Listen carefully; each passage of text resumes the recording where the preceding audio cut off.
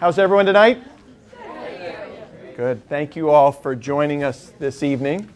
So what you're going to participate in tonight is an opportunity for you as our students to help provide input into the next strategic plan for the university. Okay? So I can see some of you have already gotten started on that first exercise. We can tell these are the high achieving students that showed up today, and they're already doing their class assignment. The phrase in higher education now is students swirl. They start one place, and then they transfer to another institution. Maybe they come back. But are there reasons, did anybody think after they got here that maybe this wasn't the right place, but they chose to stay anyway? Yeah. I'm from Pittsburgh, Pennsylvania, so it was like a little bit of a distance thing for me. But I chose to stay because I feel like Ball State is a very welcoming environment, and we have forums like this where we're able to get involved on our campus and the whole right size and everything. I knew that no matter what I did, there'd be something here for me. So I really love the community of Ball State. I'm in the Honors College, and that's one of the most welcoming communities that I've found on campus. But I really, really love the research community here. I'm actually in the same lab as Bryce and a couple other people here, and I found a family with them, and I absolutely love it. Did you know about the Honors College before you arrived? Okay. And was that part of a selling point for you? That was a big selling point for me. Okay. I felt the engagement between me and my professors where I didn't feel like I was just taking a regular class. I felt like they were helping me, so if I graduated tomorrow, I would be able to retain these skills. So I often hear that faculty on our campus care about the success of their students. And obviously you can't say we've got hundreds and hundreds of them. But do you primarily feel that the majority of our faculty care about the success of their students? Okay. At Ball State, I felt like somebody cared about my education and said, well, this 100 level class, yes, we're going to teach you, but we're also going to help you, show you like this is if this is the right path for you. Ball State does a great job with talking to, gaining inner city kids. I'm from Chicago, but getting inner city kids to come to Ball State. They do great with even offering scholarships. They don't necessarily do a great job with retention, but it's because they don't always understand the type of kids that they're getting. In the first exercise, you're going to imagine that it's the year 2023, that 5-year time horizon, right?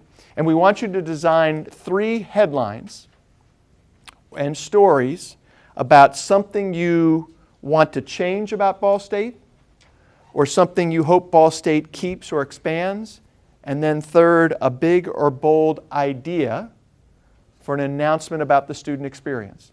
We're going to keep all the papers, so we'll have all of your ideas. But if you could just pick one to speak about for maybe a minute or 90 seconds, okay? And it would be nice and welcoming to understand how much money is being spent in certain departments so that we can realize if there is overspending or underspending, because a lot of students, we feel like we know not a lot of money, is spent in certain areas, but we don't necessarily see the funds. So how do we actually know? And we figured what our headline would be, Relationships Now, Muncie and Ball State shut down McKinley for a community block party. And what this would really be is an intentional, interactive event where the Muncie community and Ball State are out there having food trucks, vendors, opportunities for the Muncie community to maybe get vouchers to sit in on classes, learn about the programs that Ball State has, and really work on that relationship. My name is Jenna Reesacker, and I'm now the Vice President of Step and Speak Up. So our big bold statement was, Ball State becomes a national leader in sexual assault awareness and prevention, hashtag Step and Speak Up, hashtag We Fly.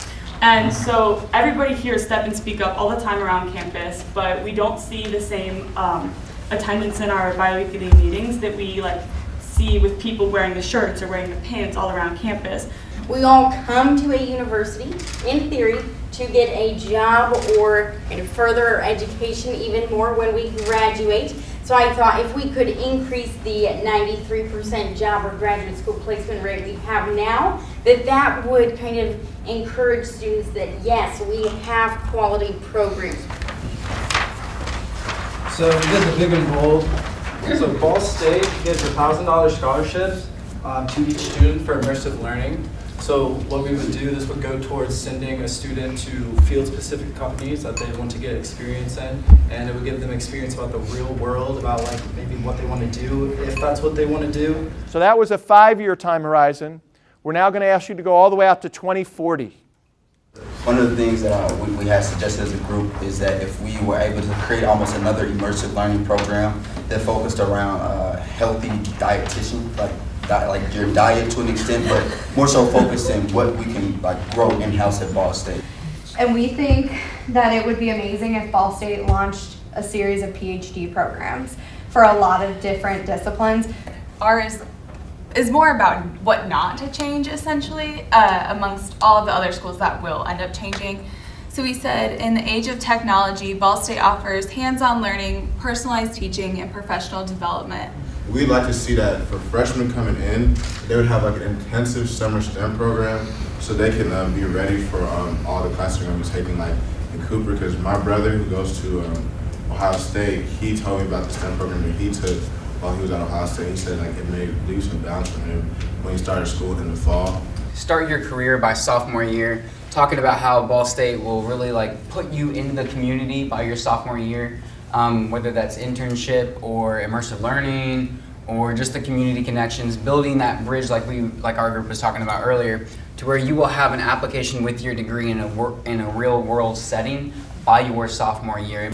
So ours is diversity of opportunity while maintaining tight relationships. So we would have like 200 plus corporate and institutional partnerships. So that kind of concludes the forum tonight. So first of all, you guys did great. Thank you so much. Give yourselves a round of applause.